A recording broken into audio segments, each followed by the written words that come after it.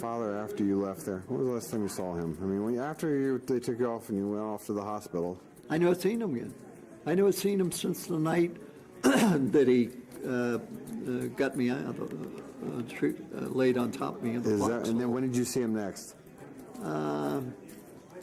Never seen him until one of these meetings. Is that right? 2 years ago. 3 years. I met him here 2 years ago. One of the meetings. And when he left you on the beach, that was the last time you saw him. The last time. Well, he's the one that they weren't taking wounded off the beach tonight.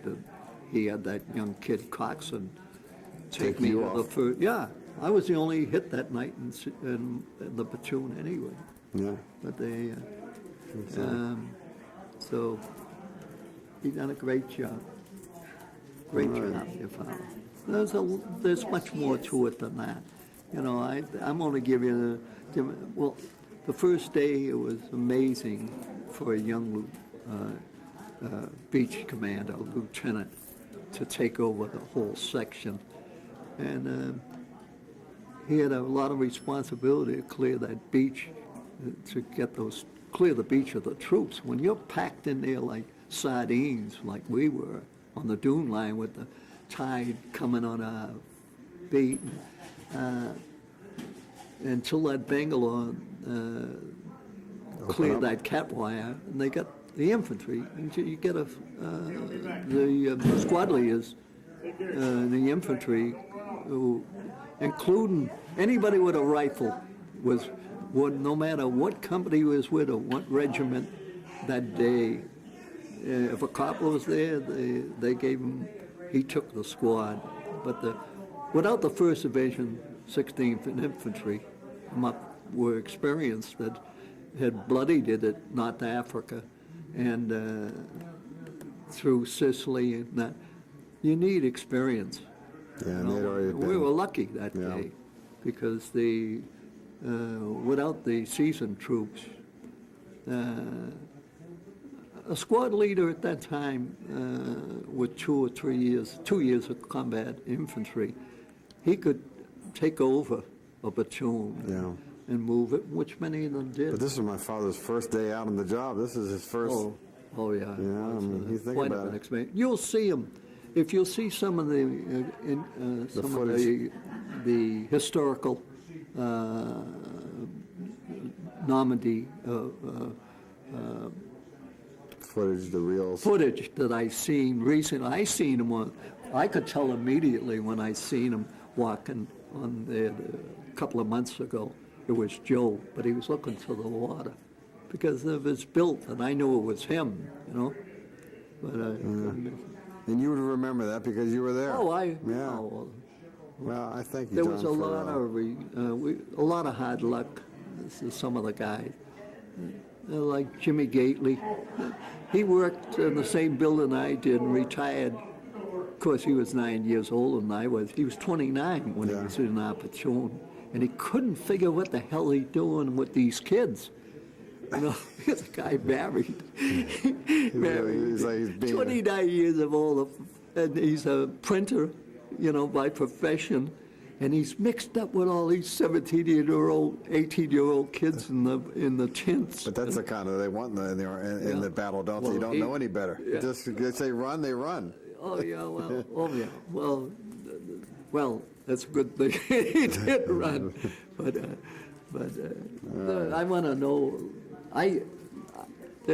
There's not many guys left of C8. I think there's only. I know a few of them. They never came to the reunion. I know 2 of them. Jimmy Gately never came. Well, this is what's his name's first time. Ray's first time ever to any one of these. Oh yeah. Well, I just talked to him. He was with he was a flagman, signal. In C8 though. Yeah. Yeah. But we had another Hurley was in North Africa. We had Hurley was your father's radio and signalman. You have a radioman and a signalman. Okay. Hurley was your father's signalman. That's a flagman. Mm-hmm. And he came from the 1st Beach Battalion in North Africa, in Sicily. And Gallagher was some of our communication, radiomen and signalmen come from North They Africa. were all Irish, weren't they? A lot of them. Figure that's all I can find. And how about Isbar? He died, though, didn't he? Isbar. He was the only one that died in his group. In fact, I went to Normandy and I don't know what the hell he was doing in there with us kids. I said a prayer over his grave in Normandy. Yeah. I went to his. I went to my father when he was there for the 50th. He didn't have time to find the gravesite, but I came in a week later with my wife, and we found it. Went over, and my father tried to get a hold of his parents. His wife and called them in McKeesport, Pennsylvania, and they didn't want to talk about it. Apparently, the mother went in the morning after that, and she never was the same, and she died. When she heard he died, because he was old. He was like 30-some years old. 39 or something. Yeah, and 38. But he confided in my how father did he ever get with us kids? The night before he went aboard, he came over. He said, "Mr. Vaghi," he said, "I don't think I'm going to see my little woman." And he said, "Mr. Vaghi, I don't think we'll see my." And the next day, he was killed. First of all, we had Gately, but Isbar was older than Gately. He's older than dirt. Yeah, well, I mean, here you 39, close to my age. Could you imagine the 17-year, 18-year-old rifleman? That's where we were, riflemen. Yeah, Navy rifleman. Well, sure, Navy rifleman. But Isbar was a rifleman. He wasn't a non-commissioned officer. He was. Your father made him from a seaman and got him a coxswain rating, which is the third class, and he got him promoted because he was lost among all these kids. You know, we figure, what the hell's that old guy doing around here anyway? When you had to run, you know, you're going 10, 12, 15 20 miles. year older, right? Yeah. How did he make it? Well, I don't know how he... Hey, listen, he got to run 400 yards. How did he die? He, on that artillery come in, heavy stuff that day. It started coming in late in the morning, some real heavy stuff.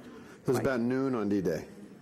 Yeah, on the artillery, we had the 88s coming in, you know, but then around noon, we were getting some heavy stuff, you know, 120, 122, 125 millimeter heavy stuff. And when that shell landed, you were in the air. I'm telling you, it's got... So those shells were landing right close to you all. I'd be laying there, and then the next thing, I'd be up in the air when that stuff landed. That's the only stuff, well, Isbar got... he was down by with your father's CP when he got it, and he was just unlucky. I don't know if the Jeep hit him, shell landed by the Jeep, and then he landed underneath the Jeep. But so it was friendly fire. Huh? It was our own. Oh, no. It was Germans. Oh, sure. Okay, I thought you were okay. Oh my God, yes. Well, we weren't getting the friendly. The friendly fire was early in the morning before the cruisers and the wagons were firing, and they lifted it up, their fire, but over us. They were firing over us when we were on the beach. But no, this was German stuff coming in. Today, when you hear a loud bang or explosion, you jump. Does it rattle you? You know, my father will be at a fireworks display or something banging. Well, he jumps. I mean, he still gets that. You know, sure you will. I said, Dad, the war's still talking to you. He said, yeah. That's right. There's historians will someday point out what your father really did that day. You know, he's one of the few young guys that had that much responsibility on. He's the youngest Beach Master, wasn't he? 23. Oh, sure. I think it was 23 then. 22. I thought he was 22, but. That's right, because his birthday was on June 27th. He turned 23. That's know, right. You're right. I know, Joe. I could tell you a personal story.